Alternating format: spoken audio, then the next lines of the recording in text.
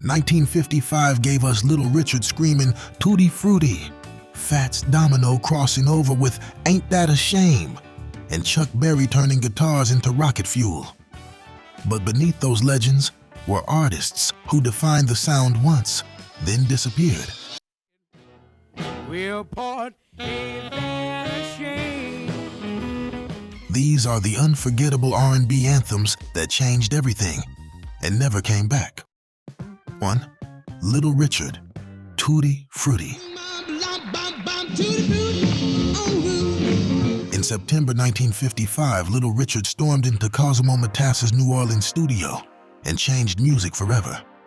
Tutti Frutti fused gospel fire, boogie-woogie piano, and rock and roll chaos into one electrifying take.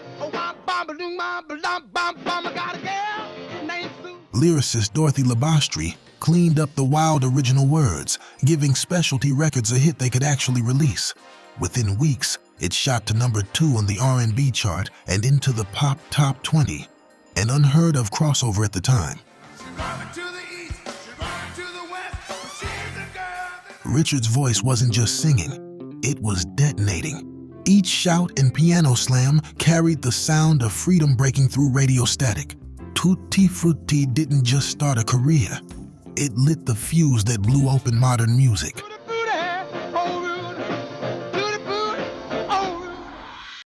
2. Fats Domino, Ain't That a Shame? The song didn't start in the studio. It started in the New Orleans living room. Just a simple melody about heartbreak that refused to fade. Co-written with Dave Bartholomew and recorded at Cosimo Matassa's J&M studio. Goodbye, although it paired Domino's rolling piano triplets with a groove so natural, it felt alive. Released in April 1955, it soared to number 1 on the R&B chart and number 10 on the pop chart, marking Domino's first major crossover hit. Pat Boone's watered-down cover charted higher, but history set the record straight. Fats's version is the one that endured. With warmth, rhythm, and sincerity, Ain't That a Shame became the bridge between R&B and early rock. oh well, goodbye. Showing the world that emotion, and not volume, could move mountains. 3. Chuck Berry, Maybelline.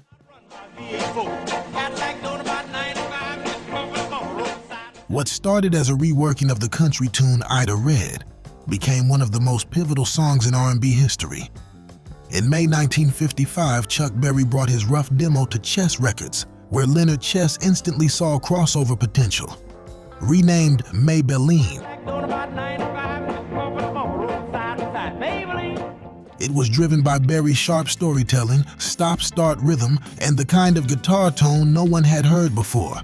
Bright, fast, and almost reckless.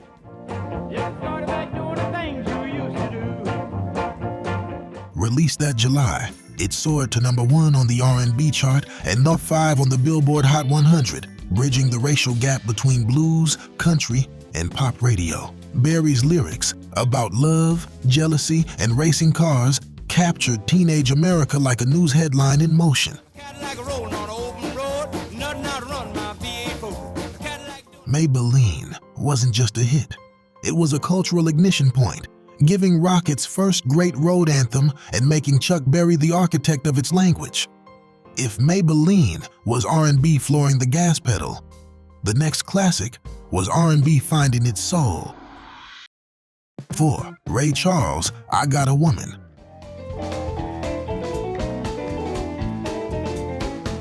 Before soul music had a name, Ray Charles defined it with I Got a Woman. Inspired by the gospel tune It Must Be Jesus, Charles reimagined it in 1954 and released it through Atlantic Records in early 1955. Built on a shuffle rhythm, wailing sax, and his church-honed piano, it blurred the sacred and the secular like never before. 'Cause I got a woman, oh now.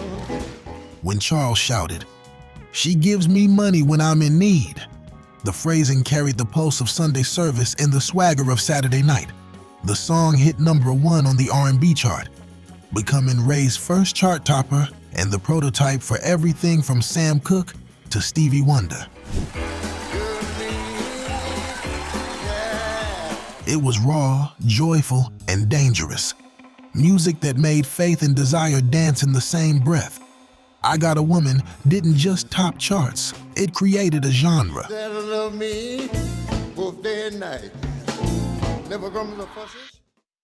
5. The Platters, Only You, and The Great Pretender. I can't remember. Not one but two songs defined the Platters' breakout year. First came Only You and You Alone, a ballad they'd recorded once before without success. When Mercury Records recut it in 1955, Tony Williams' velvet smooth tenor and Buck Ram's lush production turned it into pure magic. It hit #1 on the R&B chart and cracked the pop top 10, proof that elegance could cross color lines. Then lightning struck again. Later that year, their manager Buck Ram dashed off The Great Pretender, supposedly in a hotel bathroom between shows. The result?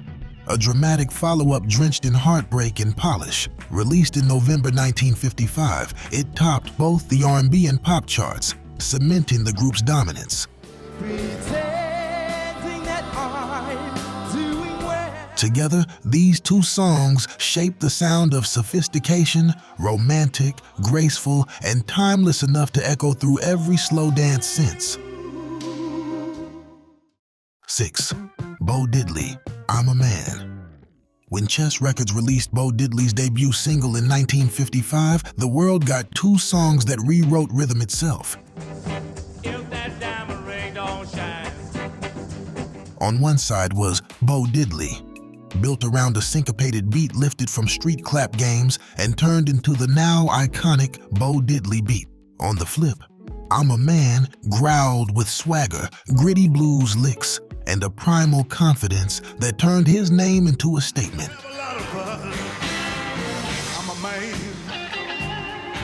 Recorded at Chess's Chicago studio with Jerome Green on maracas and Billy Boy Arnold on harmonica, the sound was hypnotic and raw. Bo Diddley hit #1 on the R&B chart, while I'm a Man climbed right behind it, giving Diddley a 1-2 punch that launched a generation of imitators. Everyone from Buddy Holly to the Rolling Stones borrowed that rhythm, but nobody ever owned it like he did. Two sides, one legend, R&B's heartbeat made permanent.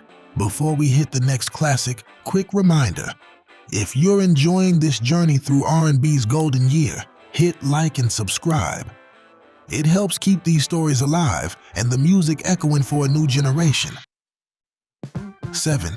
The Penguins, Earth Angel, Will You Be Mine?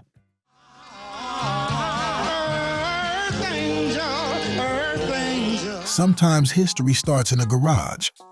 Technically a 1954 release, Earth Angel became the slow dance anthem of 1955. 4 Los Angeles teens recorded it in a garage for the Tiny Dutone label, capturing harmonies so tender and unpolished they felt real. By early 55, radio airplay exploded, and Dutone couldn't press copies fast enough. It hit #1 on the R&B chart and broke into the pop top 10, an unheard of feat for an indie black vocal group. With its dreamy falsetto and innocent ache, Earth Angel became the blueprint for doo-wop romance. The Penguins never repeated the magic, but that one fragile recording still defines the sound of mid-50s love. 8. Big Joe Turner, Flip, Flop, and Fly.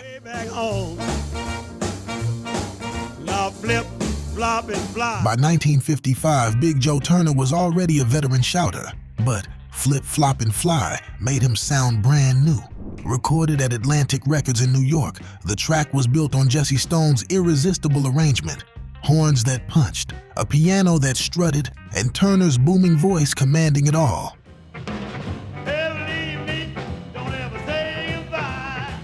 The song hit number 2 on the R&B chart and crossed into the top 30 on the pop side, bridging jump blues and early rock and roll with effortless swagger. Its call and response energy turned dance floors electric, while Turner's stage charisma made him one of the era's most magnetic performers.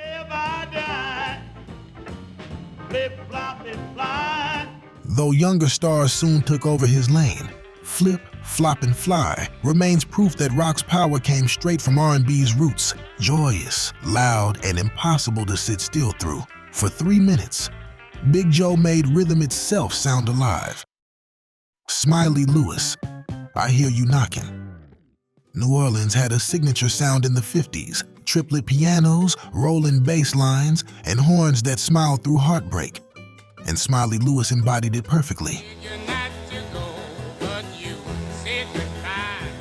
Recorded at Cosimo Matassa's J&M studio with producer Dave Bartholomew, was the city's groove distilled into 3 minutes.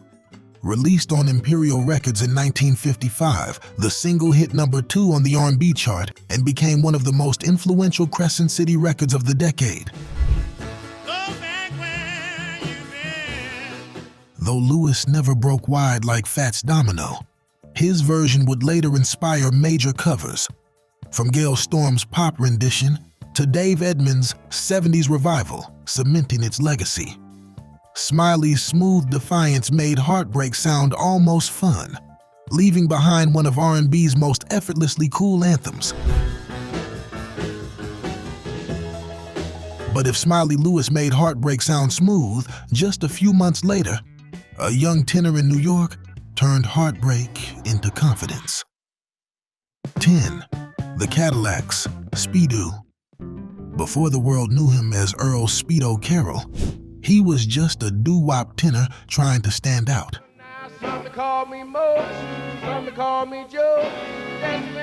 In late 1955, the Cadillacs recorded Speedo for Josie Records, and the track turned a nickname into an identity. The song blended playful lyrics, tight harmonies, and a driving backbeat that captured New York's street corner energy. Carroll's confident vocal made the record sparkle. It wasn't just about love, it was about swagger. Released that December, Speedo raced up to number 3 on the R&B chart and cracked the pop top 20, one of the first doo-wop hits to cross racial airplay barriers. Its charm lay in its simplicity and rhythm, inspiring countless harmony groups that followed. The Cadillacs never reached that height again, but Speedo became their signature. An early fusion of personality, pop craft, and R&B cool that still turns heads today. 11. The Eldorados. At My Front Door, Crazy Little Mama. When Chicago's VJ Records signed the Eldorados, nobody expected their debut to explode. Recorded in 1955, At My Front Door mixed doo-wop charm with street swagger, snapping harmonies and Perkle Lee Moses Jr.'s cheeky lead giving it irresistible energy. Released that August, it hit no. 1 on the R&B chart and number 17 on the pop chart, putting VJ on the national map. With its wink and grin lyrics and danceable groove, the song became a jukebox staple across America. The Eldorados never matched that success, but for one perfect summer, they captured the sound of Chicago R&B at its brightest and boldest. 12. Hank Ballard and the Midnighters. Work With Me, Annie.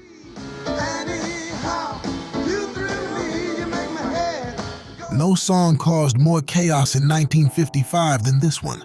Recorded a year earlier in Detroit, Work With Me, Annie blurred the line between flirtation and scandal. Hank Ballard's smooth voice danced over a sly shuffle rhythm, playful but bold enough to alarm radio censors. Banned on many stations, it only grew hotter, hitting #1 on the R&B chart for 7 weeks and selling over 1 million copies. Its irresistible call and response hook made it too catchy to contain, spawning sequels like Annie Had a Baby. Despite controversy, the single became a landmark moment in R&B's rebellion, proving that attitude sold as much as melody.